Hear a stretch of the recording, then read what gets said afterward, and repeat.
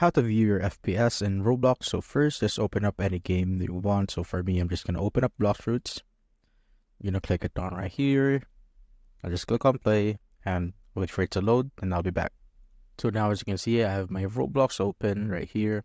And to do or show your FPS, it's pretty simple. Just simply click on Shift plus F5 on your keyboard. So click on the Shift key and F5 on your keyboard at the same time to reveal the FPS. So I'm just gonna click mine right here, Shift F5. And as you can see right here, this will pop up the FPS counter.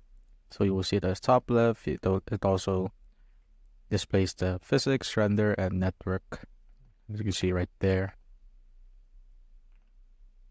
If you want to remove it, you just simply need to do the same thing, Shift F5. As you can see right there.